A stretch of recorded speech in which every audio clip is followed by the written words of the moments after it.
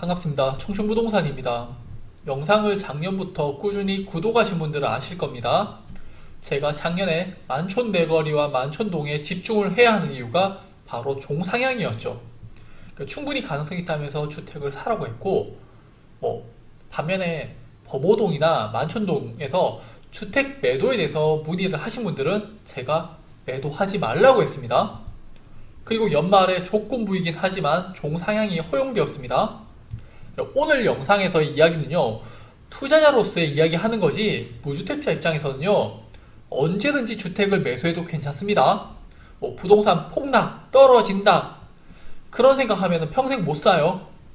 우리 자동차 사는데 감가상각 따지진 않잖아요. 그냥 평생 사용할 주택을 산다는 관점에서 좋은 집을 저렴하게 사는 게 중요하고요. 그게 이번이 기회가 되는데 생각 외로 금매가 없다는 거 아셔야 됩니다.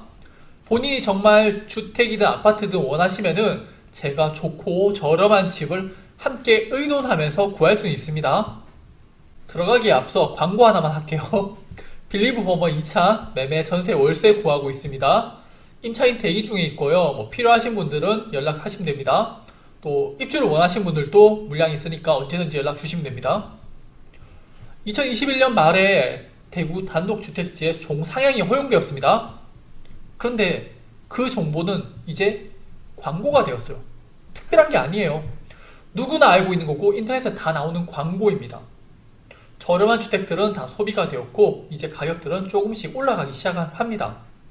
투자라는 건요, 실제 파편처럼 흩어져 있는 자료를 모아서 하나에 집중해야 하는 겁니다. 저는 주호영 의원의 공약사항에 집중을 했습니다. 사실 만촌동 종상향에 대한 이야기는 벌써 몇 년 전부터 나왔었죠. 하지만 주호영 의원은 윤석열 대선 후보의 선대장을 맡고 있죠. 추후에 윤석열 후보가 당선이 되면 종상향이 될 것이라고 내다봤었는데 시기가 좀 더 빠르게 이루어졌습니다. 제가 하고 싶은 이야기는요, 타이밍이에요. 종상향 이야기가 나오기 전에 뛰어든 사람은 좋은 위치의 주택을 저렴하게 매수했을 겁니다. 하지만 그 뒤에 뛰어든 사람들은 주택을 구하기도 힘들 겁니다. 현재 저렴한 빌라들은 투자자들이 다 쓸어갔고요. 주택들도 넓은 평수의 저렴한 단독주택들의 물량도 없어졌습니다. 집을 보고 생각하는 사이에 벌써 팔리고 없어집니다. 저는 주식 강의를 하면서 이런 분들 정말 많이 봤어요. 그때 살걸, 그때 팔걸, 이런 거.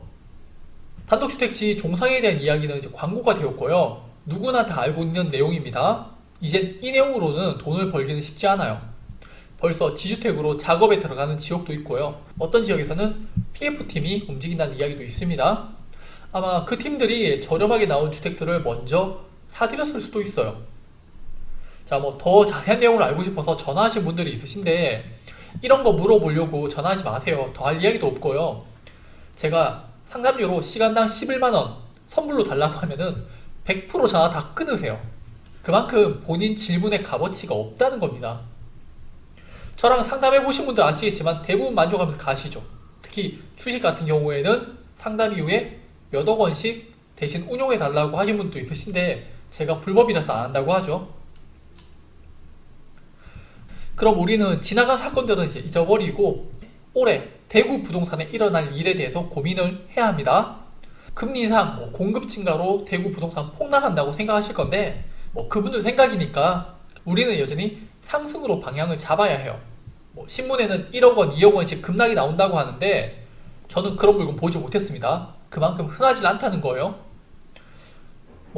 그리고 수성구 투기지역, 대구 전체 조정지역이라서 대출 비율이 40%에서 50%밖에 안 되니까 과거에 한 채 대출이 80%씩 하던 그런 시절이 아니에요.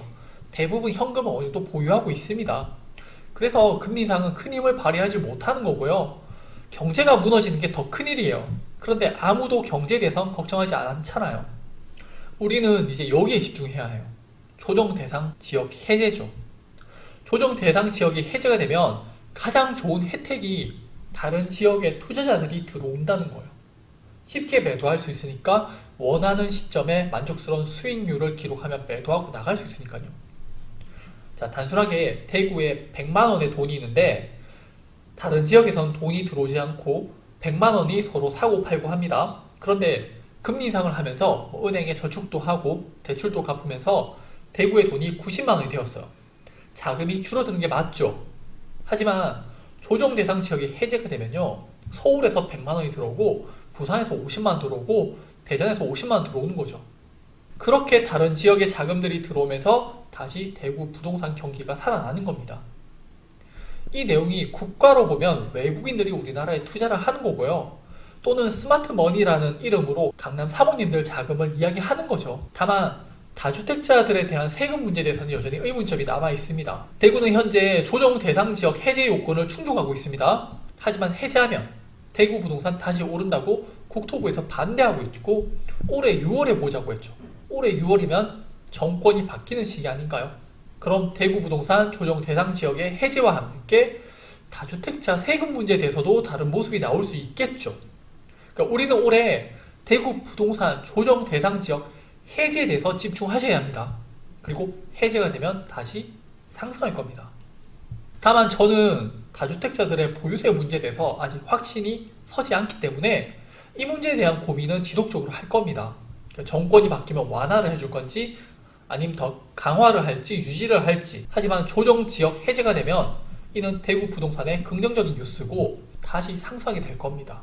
그래서 우리는 여기에 집중하셔야 됩니다.